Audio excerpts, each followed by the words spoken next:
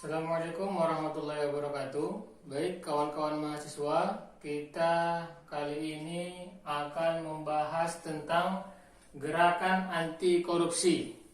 Berarti kalau dikatakan gerakan berarti suatu tindakan atau sesuatu kegiatan yang dimana untuk menghidupkan sesuatu. Akan begitu kira-kira. Oke, kita bahas.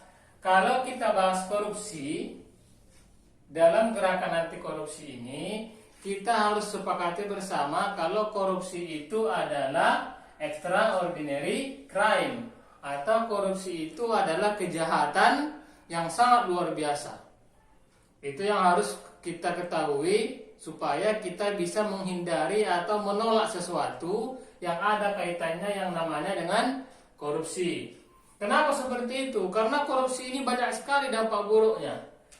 Dampak buruk dari korupsi ini yang pertama akan berdampak terhadap kehidupan manusia.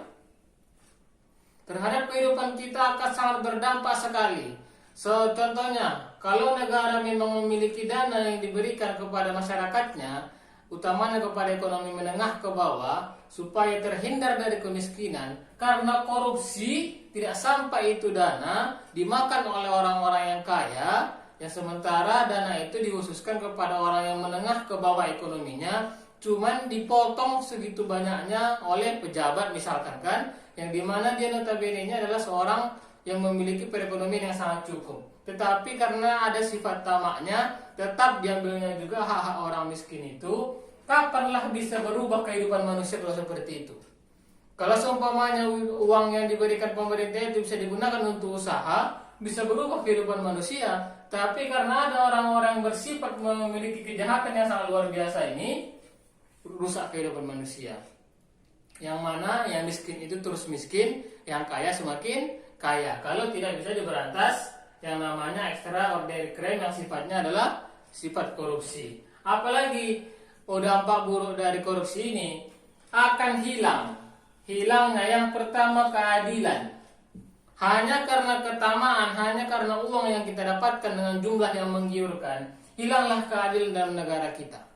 Hilanglah keadilan dalam daerah kita. Hilanglah keadilan dalam lingkungan kita. Kenapa seperti itu? Karena umpamanya ada yang tersangka atau ada yang terjerat oleh masalah dan dia tidak mau dihukum hanya karena korupsi, karena disogok dan dia dibebaskan atau dikurangi masa hukumannya, yang ada orang tidak takut lagi melakukan korupsi. Kalau hukuman korupsi itu terlalu ringan atau bisa improvisasi yang mengarah kepada keburukan, orang tidak akan takut melakukan korupsi. Keuntungannya banyak, namun hasilnya itu bisa dirasakan apabila ketahuan pun hukumannya bisa dikorting. Akan itu dia. Siapa yang takut lagi? Orang yang ada nanti orang semakin tergiur melakukannya. Apalagi yang dampak buruk dari korupsi ini, kemakmuran.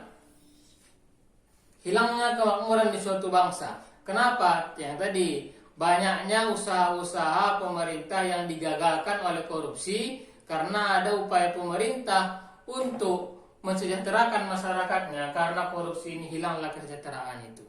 Kalau kesejahteraan hilang, hilanglah kemakmuran itu. Kalau hilang kemakmuran, turunlah pertumbuhan ekonomi suatu negara. Berdampak sangat buruk sekali. Makanya pantaslah dikatakan kalau korupsi itu adalah extraordinary crime, kejahatan yang begitu sangat luar biasa. Apalagi itu untuk internal kita, untuk eksternal bagaimana? Apabila terbanyak kasus korupsi di negara kita, secara otomatis tanpa diperintahkan, tanpa difitnah-fitnah, negara itu akan rusak namanya di mata internasional. Akan rusak namanya. Investasi pun akan berpikir panjang terhadap investasi ke negara kita. Kenapa seperti itu? Karena terlalu banyak korupsi di negara kita. Misalkan, kan begitu. Apabila terlalu banyak korupsi di negara kita, orang luar pengen investasi di sini akan berpikir nanti dana yang saya setorkan itu akan dikorupsi, akan dipotong atau tidak digunakan sebagaimana mestinya. Kalau investasi itu dikurangi berarti hilanglah atau berkuranglah penyerapan tenaga kerja. Kalau penyerapan tenaga kerja berkurang, siapa lagi korbannya? Ya masyarakat lagi korbannya. Orang yang korupsi terus sejahtera, terus makmur, tapi orang-orang yang begitu banyak akan sengsara gara-gara korupsi. Karena begitulah kejahatan korupsi ini, makanya dibutuhkanlah jiwa-jiwa muda. Siapa itu yang paling utama jiwa muda itu? Mahasiswa. Mahasiswa inilah yang begitu sangat diharapkan untuk memberantas atau gerakan anti korupsi ini. Kenapa seperti itu? Karena mahasiswa itu sudah dinobatkan sebagai agent of change dimanapun dia berada. Kenapa?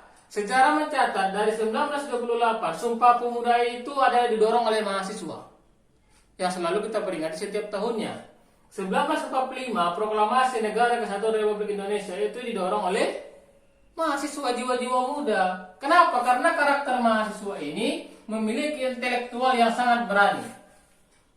Intelektual ini kan artinya cerdas, berpikiran ke depan yang begitu sangat cerdas. Setelah dia cerdas, dia berani pula. Siapa itu mahasiswa? Kalau mahasiswa itu mau menunjukkan keberaniannya dengan kecerdasannya, ya. Apalagi selama kita berstatus sebagai mahasiswa, jiwa muda itu selalu datang. Apa jiwa mudanya? S1, S2, S3. Walaupun S3 itu banyak kita lihat orang-orang tua, tapi selama berstatus mahasiswa, ada semangat jiwa mudanya itu keluar. Itulah luar biasanya mahasiswa. Kemudian idealisme. Apabila mahasiswa idealisme ini kan orang-orang yang berpikir secara tegas. Kalau dia merasa itu benar, dia akan mempertahankan kebenaran itu. Itulah makanya diharapkan kepada mahasiswa sebagai tolak ukur atau sebagai senjata utama untuk menggerakkan anti korupsi di negaranya.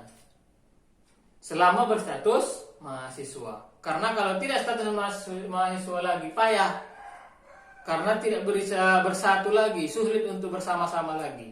Apabila sudah tidak berstatus mahasiswa. Kalau masih berstatus mahasiswa, kebersamaan itu yang membuat kita kuat. Oke, penjelasan panjangnya bisa kita lihat di buku pegangan kita supaya lebih bagus pemahamannya untuk dapat diulang kembali. Ini hanya sebagai pembuka wacana bagi kawan-kawan mahasiswa. Sekian. Assalamualaikum warahmatullahi wabarakatuh.